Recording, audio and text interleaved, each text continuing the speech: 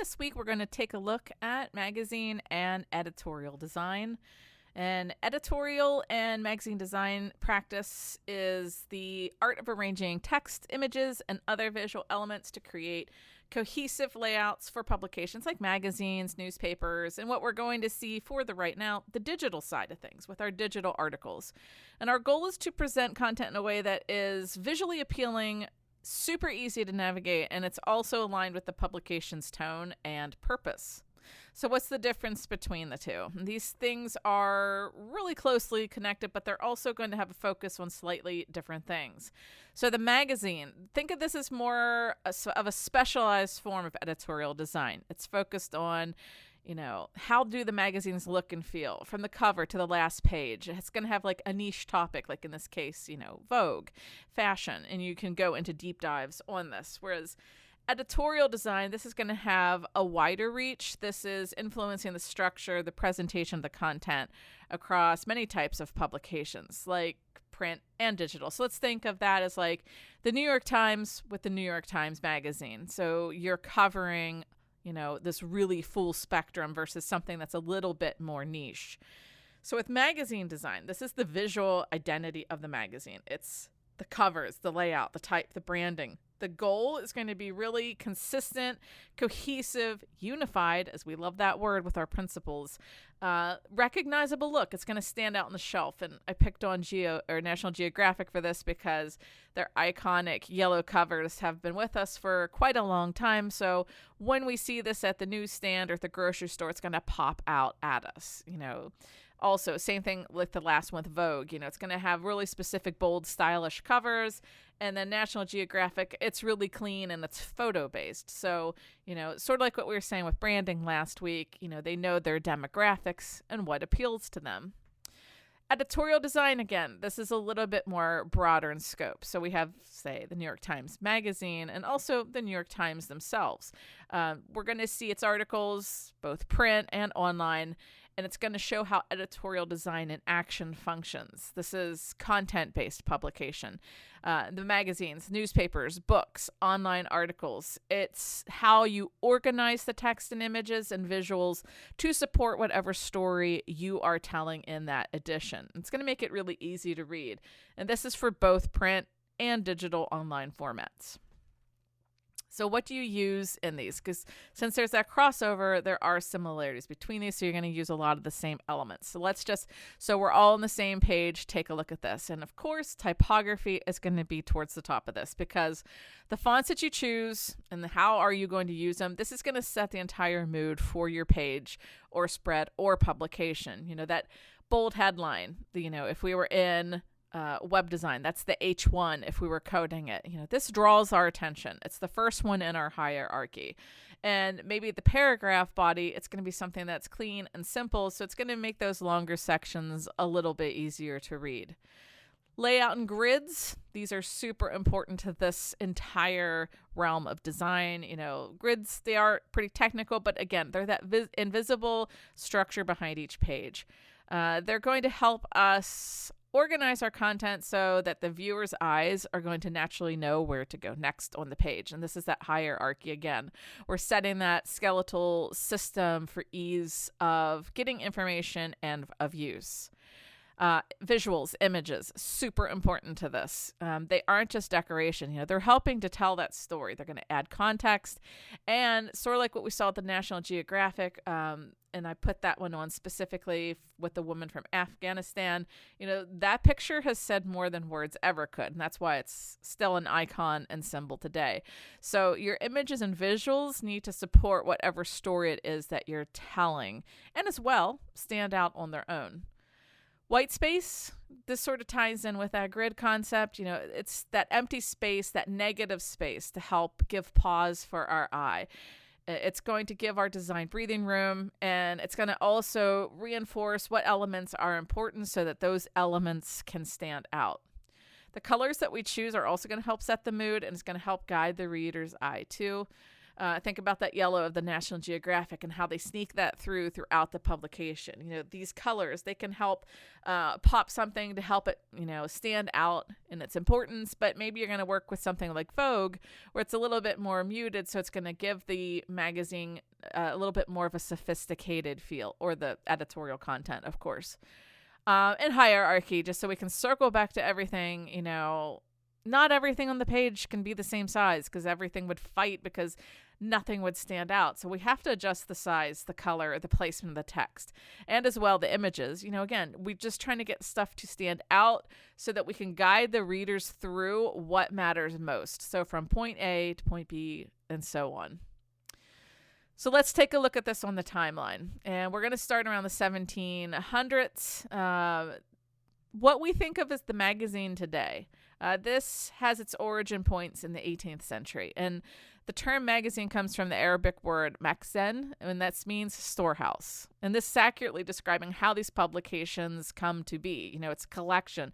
It's a storage of varied content. And it has essays. It might have news. It has illustrations. It has commentary. And of course, these are things that it grows into. And we're going to see in the earlier era, it's a little bit more pared down than what we're used to when we think of the name magazine, or what we see in a store. And the Gentleman's Magazine from 1731 is actually regarded as the first, and let's put this in quotes, modern magazine. So this was published in London. It had a mix of content. So it was appealing to an increasingly literate middle class. Because remember, our printing presses are helping with this. From our ideas spreading, from what we were saying with Gutenberg, and being able to publish and print more, the ideas are going to spread and literacy rates are going to improve. For its design side of things, it's really text heavy. We're going to see serif typefaces, and we talked about this in the type section with Caslon and Baskerville. We're still using those today. And why we were using them too, same thing. They are valued for their clarity and their elegance on the page. These early magazines, they're prioritizing readability, and if we have visuals, it's just going to be simple woodcut illustrations like we're seeing here. And just so we can see another version of this, we're just going to see dense blocks of text with minimal white space. You're going to see those decorative elements, but you're going to see them like borders or drop caps, or like we saw on that last page as an ornamental, just so that you can get a little bit of variety of visual interest.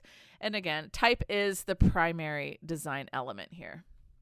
And when they did have illustrations, we can just see that with their wood blocks. And again, we aren't looking at this as magazine layout like we think of today. You can see it has like figures attached to it. And just jumping back to this, if there was a figure mentioned here, like figure 6, then you would flip and look on this page to see what that figure would correlate to. The other early magazine, we're going to see the Scots Magazine and the Tatler. This is from 1739 and 1709, respectively. And again, there's an emulation because, everyone's following the same and the similar design principles. So they're going to have the same sort of vibe to them. And just so you can see some examples of the Scots Magazine, and the sources, of course, that I have linked on our course pages will take you to the publications so you can sort of scroll through them and get a glimpse of what they look like. And again, just so we can see, there's that wood block as an ornament, and again, heavily relying on typography. And just so you can see a version of the Tatler. The Tatler was one of the first publications to target specific reader demographics. They were mostly focusing on news, gossip, cultural commentary from the urban audience. So this is when we start getting, figuring out who our audience is, who are we talking to, and what is our demographic, and what do they like in their content and as well their design. And just so we can see how that type is laid out, our drop caps. Really simple and to the point. Why was this? Well, that's because we had some technological constraints, of course. This early printing tech meant, that you had to focus on clarity over creativity. And we're sort of on the opposite spectrum of that right now with the digital side of things, because anything goes with the digital. But back then, our printing presses were really slow. We had to hand engrave our wood blocks. So our illustrations, they're super expensive and they're labor intensive. So that's why they're sparingly used. But even with these constraints, editors are recognizing the importance of layout and type and how to make their publications more engaging to the reader. So just like everything, we're at the beginning of this timeline and everything has to grow and evolve from here. We see the problem in design, so we need to figure out how do we solve said problem. And again, just so we can see the Scott's magazine again, and we're breaking up our space with those ornaments. We're using headlines that are a little bit more bold. We're seeing italics just so that we can have separations between each story, a little bit of differentiation between the two. The London magazine, 1732, so we can see it on the timeline. We're also seeing some experiments. With this, we're going to see experiments with serialized fiction, and it's going to showcase how editorial content's going to begin to cater to the audience preferences, just like we saw with Tatler. And we can see, if we were looking at our elements and principles here, same thing. We have the type, we have the woodblock illustrations, we have nominal amount of spatial separations with our lines and ornaments. Then let's pop up to the 19th century. We're going to see the Industrial Revolution is going to help mark that turning point in magazine design. And we're going to see advances in the printing, the paper making, and as well as the distribution, which is going to be key because it's going to allow for larger print runs and also, big point here, lower costs. And this is going to help things a lot because it's going to make things with the process a little bit more democratic. It's going to help with the consumption. It's going to extend readership just beyond that educated elite. And just so we can see an example of what the press room once upon a time would look like during this era where it was, powered by steam. And again, we're seeing those steam-powered presses. This is going to make things faster and cheaper when it comes to printing. There's going to be stereotypes and electrotyping, and this is how we are actually typesetting, our stories. And some of this, has evolved.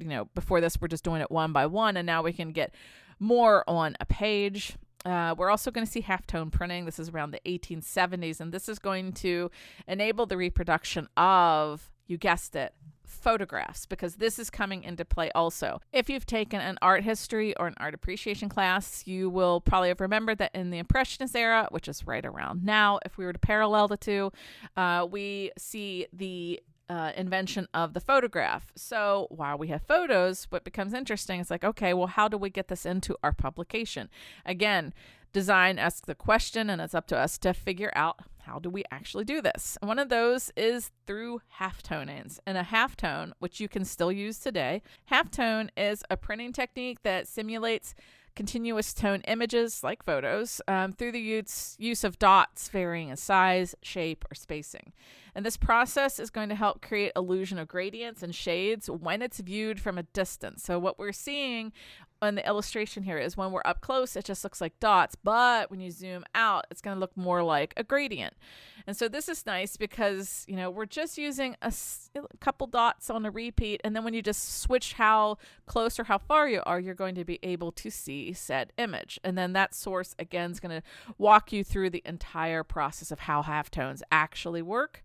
And again, it's just broken down into tiny dots, and it's in a grid pattern. And these, they're going to see some larger dots that are used for darker areas. The smaller dots, they're going to be the lighter areas. The space in between is going to help also, so that when it's printed, our eye is actually going to do the blending. So the dots are going to get visually blended, and it's going to help us to perceive those tonal transitions so we can start using photos.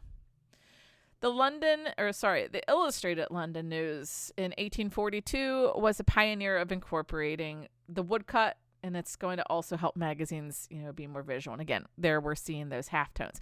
Halftones are also linear. So if you're in Photoshop, say working, you can have concentric circles, linear patterns, or you can have the dots. And this is when that is stemming from. So we're sort of imitating that digitally now, but this is what it would have looked like back then. And the image that we're seeing back then, they're often more in the sort of reportage style. It's bringing news stories to life for readers who have not seen these events firsthand.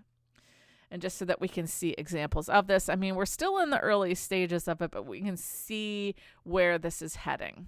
And there's some more of the illustrated vibe that we're looking at back then. And again, it's, if we can see the Majesty's Theater at the top left, there's the illustration that would parallel to that. So this is nice because we're getting a more illustrative view of our world through our news. Harper's Weekly in the US, and this started publication in 1857, they're going to follow suit, but they're going to integrate political cartoons and illustration that are going to influence public opinion during the Civil War. And other notable publications during this era is Frank Leslie's illustrated newspaper and Punch. And these are taking up the cartoon aspect with the satire, and they're also going to use humorous commentary with their editorial design. And just so we can see, this is sort of the early version of illustrated cartoons. And some more examples. And this is Punch. And you can see with this one, we have the integration of color. And again, we're taking that illustrative aspect for both the cartoons and illustrating whatever editorial content we have. So for this era, we're going to see the increased use of illustrations alongside the text and the body copy. We're going to see decorative headers and borders in that Victorian style, but our layouts are going to remain rigid. And again, it's following what we're seeing in the newspapers, so it has that newspaper style because that's what they're emulating. But then we move up that timeline a little bit, and we're going to get to the early 20th century. So this is the 1900s, and we're going to see the rise of what we know as art direction. And the 20th century is going to see magazines become more cultural fixtures in our daily life. And the design is going to become much more sophisticated as publications recognize the importance, and you guessed it, we talked about it last week, a visual identity. So we start getting branding. So again, like we've been saying all along, all of this stacks upon each other. So while we're talking about magazines, of course, branding is going to come into play. And Alka is the first of these as art director for Vogue and Vanity Fair. Alka is introducing full color printing, and it also is pioneering the use of the double page photo spreads, which is the first time this has occurred. Brodovich is the other. They worked for, and I'm just going to say for our timeline, it's going to sort of move forward and then we're going to fall back just a little bit, but so we can see it from this art director perspective. Brodovich is working at Bazaar in the 1930s, and again, we're getting asymmetrical layouts. We're experimenting with type, and again, we're pushing photography even further. And just so we can see how these two-page spreads could be working, they're really creative. They have that asymmetrical leanings. And again, it's to engage you, to get you to interact with it, and to get you to read whatever story is happening so that you learn more about the product that is, of course, being talked about. Pineley's, this is the first female art director for a major magazine. She brought really fresh perspectives to 17 and charm. And this is targeting a younger, more fashion-conscious audience, so we can see what her style looks like. And again, we're using that asymmetry. We are being much more fun with our photography. And Lubelin is going to take this to the next level. It's going to be more for the expressive type, the more sort of what we would think of where it's heading with, say, David Carson, having a much more experimental mind concept on what the magazine layout could be. And just so that you can see, this all has that same, it has the branding, we have the umbrella. We know it all belongs to it, but each one has their own sort of unique slant to it. So the first one, purely typographic, then we have more illustrative, then we have a reverse type, then we have some imagery in type. So these are things that really haven't been done before. So again, the first time that we're seeing this type of experimentation. So it's much more dynamic. We're breaking free from those, columns and the grids that we're seeing in newspapers. We're going to experiment and explore more with type, and that's also bringing in script. We're bringing in the sans serifs, or like we saw with Lubelin, we are bringing in imagery into said typography. because we're integrating photography as a more central narrative-driven element of our magazine and page layouts. So in the mid-20th, we're going to see those modern influences again, and that's why I said we're moving forward and back a couple times in here, because some of these movements are happening at the same time, but you're going to fall into a slightly different bucket. So you might be like Lubelin, working more experimentally, but then you might also be in that modern era where, you're working with the grids, you're working with Helvetica, and you're simplifying and getting it down to the essence. So it's going to depend on which one you're going to follow and what publication you're working for. Because in the mid-1900s, we're going to see again how that modernism is reshaping editorial design. And this is, again, just like we saw with posters, it was influenced by the Bauhaus movement and Swiss style, and we're prioritizing simplicity, clarity, and functionality. So we're really reinforcing those grids for our layouts to get our structure and consistency. You're going to be using clean sans serif typefaces. That's our Helvetica, our Univer, and minimalist designs with plenty of white space. And we're going to see Mueller-Brockmann in 1952 start with this. And again, he's just going to formalize those grid-based design principles. 53 is when we see the debut of Playboy. In 56, we get Esquire. And again, these magazines have become cultural icons and symbols of their own. And in 1958, Neue Grafik is published. And again, this is a sort of documentation of the Swiss style's influence on design on a global scale, so that we can just sort of see where this is heading. So we echoed what we just saw previously, but now we're looking at it from the modern stance. And with Neue Grafik, this is new graphic design. This is published in Zurich, Switzerland, and Mueller-Brockmann is one of the founders, as well as Losi, Newberg, and Vivarelli. And you can see, again, it's really formulaic. It's based on the grid. It's essential stripped down elements so that the info is right there and in your face, easy to read, good reinforced hierarchy. This is a quarterly journal, and it's going to become one of those definitive publications that's going to document and promote the Swiss style. And again, just to reiterate that from posters, that was also known as the International Typographic Style. This magazine was first published in 58, and the magazine provided a platform for theory-based practical aesthetic principles of the modern graphic design movement, which in turn is going to help reach a more global audience. So think of this as a journal that explored the aesthetics of, the Swiss style. They were very grid-based. It was more rigid structures. It prioritized clarity, readability, the essentials, really efficient design. We're going to see those sans serifs, like we said, Helvetica and Univer. Multilingual content is going to be included in this because it's reflecting Switzerland's cultural and linguistic diversity. And there's going to be an emphasis on the social function of design. So it's going to position it as a tool for communication and understanding. With Esquire, we're going to see look at this as two different art directors, and this is the Henry Wolff era from 53 to 58. Wolff became the art director in the 50s, and this is going to take Esquire to a much more modern aesthetic than what it had been in the past. It's going to have cleaner layouts, it's going to have more abstract imagery, and it's going to use visual wit for the covers. Under Wolff, we're going to see Esquire use photography and illustration as well as visual commentary rather, than just using it as decoration. There's the second era. This is the George Lois era from 53 to 58, and this is perhaps its most famous design period in Esquire's history. Because Lois is revolutionizing editorial design because he's turning the covers into a really provocative, attention-grabbing statement. Like if you're in line, this is sort of like the billboard concept. You're zooming down the highway, you have 3 seconds. Well, if you're in a grocery store and you're waiting in line, you only have a moment or two to catch the attention of a potential buyer and consumer of your publication. So a lot of these covers are going to be more cultural and political based. And just so we can see a glimpse of this. This is one of the most popular ones produced by Esquire with Muhammad Ali. And another one with Warhol. So we can see how all of what's happening in society is being echoed, in what media we're consuming at that time. This is the era that we see the launch of Rolling Stone. And this launched in 1967 as a counterculture music and politics magazine. It's going to quickly become a cultural touchstone for music journalism, political commentary, and also just really striking visual design.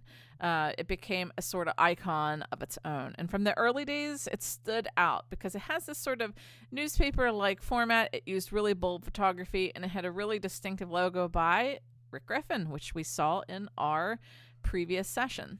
We're going to see really iconic portraiture, and this is going to be on their covers. The big ones, John Lennon, Madonna, Kurt Cobain. We're going to see really bold use of type and white space to feature those stories. And it's going to be a mix of music, politics, and pop culture, which also reflects, through how they did their really dynamic editorial spreads. From the 70s to the 80s, we're going to see this as a sort of breakdown. So I'm going to take this into sort of bite-sized pieces. This is individualism and cultural expression. In 74, Ms. Magazine is going to come into play, and this is going to be a platform for feminist issues. In 76, we're going to see Interview Magazine come into play. This is a minimalist celebrity-focused aesthetic. In 1977, you're going to see some punk zines. We're going to look at Sniff and Glue in this case because they're embracing that DIY cut and paste layouts that we talked about before when it came to punk aesthetics. And we're going to chat again about National Geographic as they're going to modernize their layout.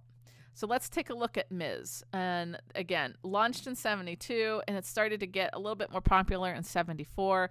And this was a groundbreaking publication for the feminist movement. And their editorial design, so now we're in the editorial aspect of it.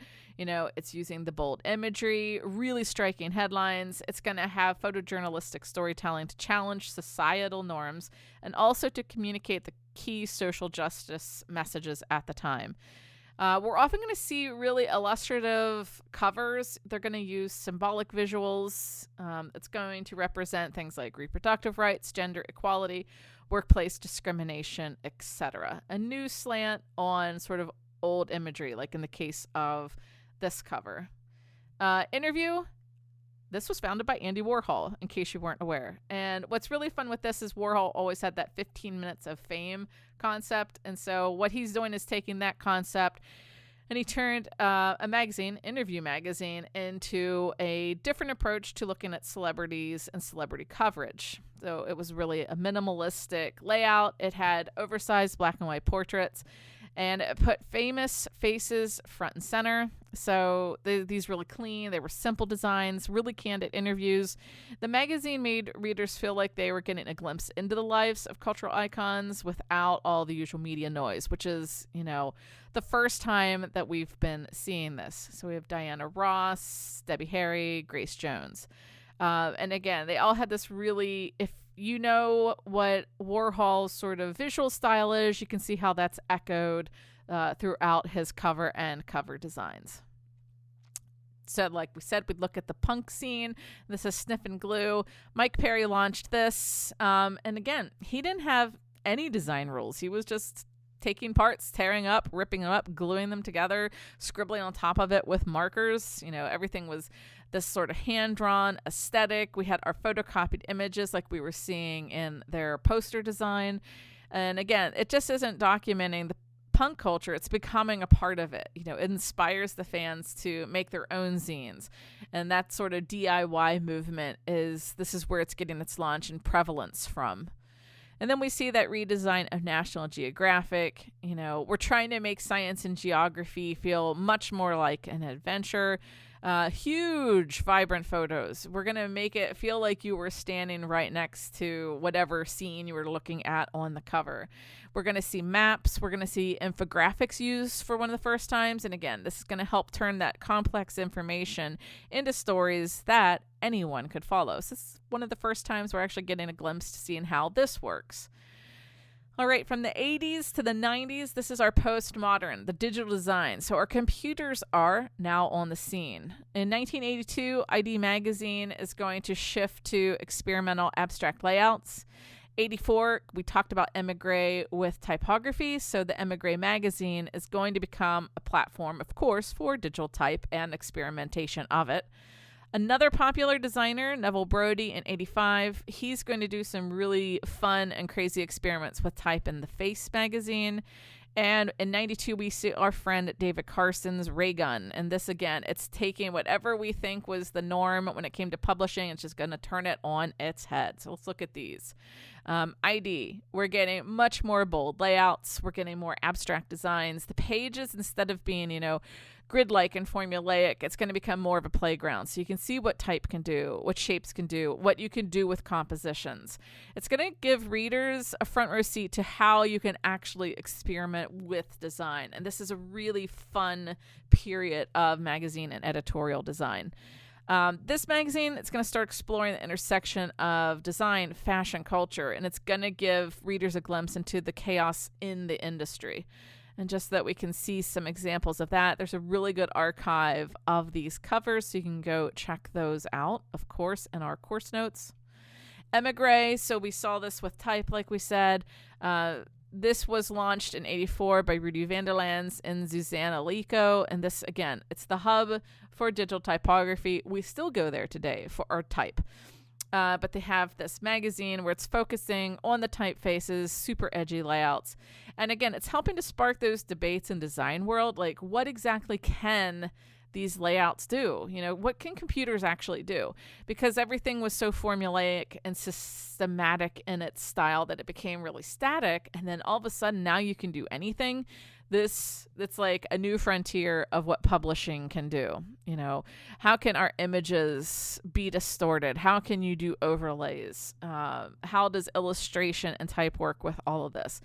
And what's interesting, I always think, with the Emigre is, you can see our headers are mostly the same, but even our headers and mastheads can become much more experimental as well.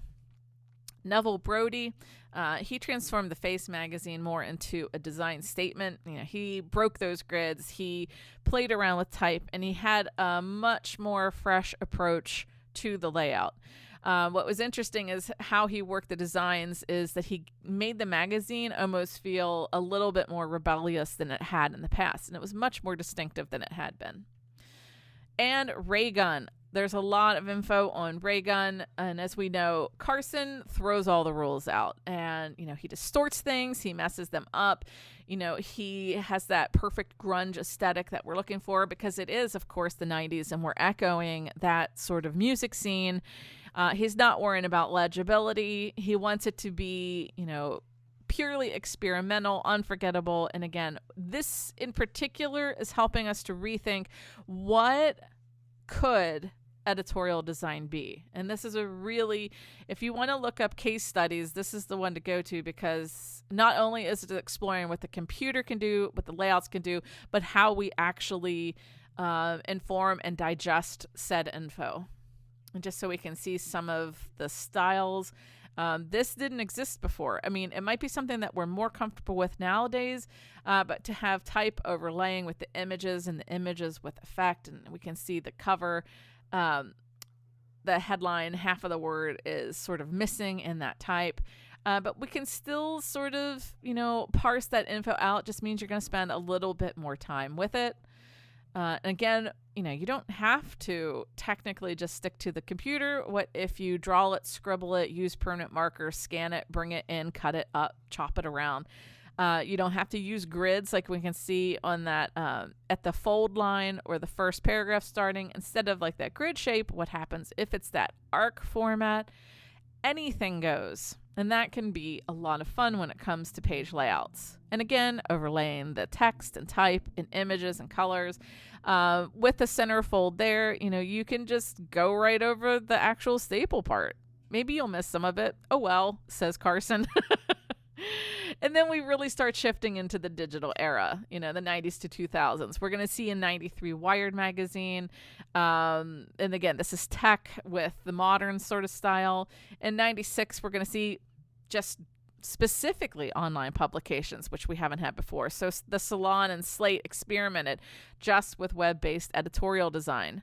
97, we're going to see Kinfolk and similar publications. They're going to adopt these minimalistic, lifestyle-centric visuals. That's also the era of some of these magazines went into looking a little bit more independent and, more of a keepsake versus just something that's like read and thrown out. And then 99, we're going to start to see the interactive. So the interactive parts come into the scene. And how can, since websites don't really have limitations, how can you use this to your advantage? So let's look at Wired. And again, we're looking at tech and tech sort of stories. So how do you mirror that with your publication design? So it's really bright colored. You're going to see pixel-like elements. You're going to have really unconventional layouts. Remember, we're looking at people like Carson and Brody. What are they doing? Ooh, maybe we can imitate and emulate some of that in our publication. So you're going to see a lot of these publications have a lot more fun with their media, their stories, their layouts, and their covers. Then you're going to see the Slate and Salon, and we'll just look at these. These are in the Wayback Machine's website so that you can see how they were archived. Because, again, there is a little bit of a trick. If it's just online, how do you archive that info? So this is our first foray into the online publishing. It's much, much different looking than what we're used to today. It's much more simple. It's really text heavy with their layouts, and it does seem basic now, but, at the time, this was really rather groundbreaking. Web design was just trying to figure out, what are we doing with all of this and how can we make everything look and how do we get the info out to people? So the Salon, just taking a look at each of these. This is a bold, progressive take on politics, culture, whatever current event is happening. And the site's layout is really simple. It's just text and a few images, but it does work. It's not flashy. There's, we just want to get the info out to people, and we wanted to figure out how do we actually engage online with our audience. With Kinfolk, again, we're going to minimalist, and the link that we have here for the source, they have theirs all archived, and you can look through the magazines to see how their layouts worked. We're looking back at the sort of pared down essence of things. It's soft colors, it's clean layouts, lots of white space, and it was, it's not just stylish, it's about how in a fast-paced world can you simplify things just a little bit. And, and it also focused on the aesthetics of the magazine, which we weren't seeing before. So when everything was going digital, how do you counteract that? So you tend to go to the tactile. So the paper selection, the cover paper that you're using for the magazine itself, it's not trying to grab your attention. It's not trying to be in your face and flashy. It's telling you, let's slow down a little bit. Let's enjoy that moment. And that echoes the content well. It's focused on simple living, good food, and connections and community. So where are we at right now? So we have shifted quite dramatically in recent years, and a lot of magazines have folded and some have started up. But what happens is you have to sort of adapt to that changing technology. And as we've been saying, the tech on our timeline is in that sort of flux stage again. We're trying to figure out reader habits. And also we're taking a look at the economic pressures because, print publications do exist, but many of them have moved online or they have adopted some sort of hybrid model in order to stay relevant. So how did they do it? Well, now you could just go digital first. So you might just skip the print version totally. And you're going to see, many of these were magazines, and then they're like, all right, we're just going to close the paper format and just go with the digital. So we're going to see the Wired, the Atlantic, National Geographic, all of these. They're now prioritizing the online platforms. Like National Geographic still does their special issues, but their main content is going to be on their website. It's going to be released more frequently, and it's going to engage the audience across multiple channels. That includes our friend social media. We're going to be more focused on the interactive and with immersive storytelling. So, they're no longer static. You're going to see videos. You're going to have animations. You're going to have interactive graphics, this scrolly telling, if you will. And that's where that content is going to unfold dynamically as you scroll. And the New York Times Magazine has been a leader in this area, and we're going to see a sample of that in a second with Snowfall. So again, it's just this really high bar for multimedia storytelling. And we're also going to see that with National Geographic and how they use interactive maps and AR in order to bring the story that they're telling to life. So I put the source here because something like this is, something that you should experience in the media that it's meant to be experienced as. And again, this is more of a narrative storytelling approach to the story, and then you scroll through it to have the story revealed. So, this is more, again, it's an experience. And again, for the experience, National Geographic is good for this. I just chose one of them. This is Zion, but you can go to their Outside Academy. You can use their interactive maps. You can do AR experiences. You can click and drag to navigate, like this says. And you can really get a deep dive into whatever topic it is that they're exploring. And again, that source on the left that is linked in our course notes will take you to the site so you can go and experience it. Because again, these two in particular are really experience heavy. Social media. Social media, of course, this integration, if we're talking about like the narrative aspects and reaching out to our readers and our subscribers, this is a way to do it. This is the main distribution channel for magazines now. And editors and designers are now also, of course, creating content, for what they're publishing for the social media platform. So Vogue and GQ, they are usually posting, say, exclusive interviews, behind the scene videos, or tap through stories designed for mobile viewers. And then we also see things like the Dip and the Skim, which is digital only publications, that are built around social first content, and it's also community building centric. So that we can see what the Skim looks like, I have their website and as well their Instagram links so that you can check those out. And again, it is more community based.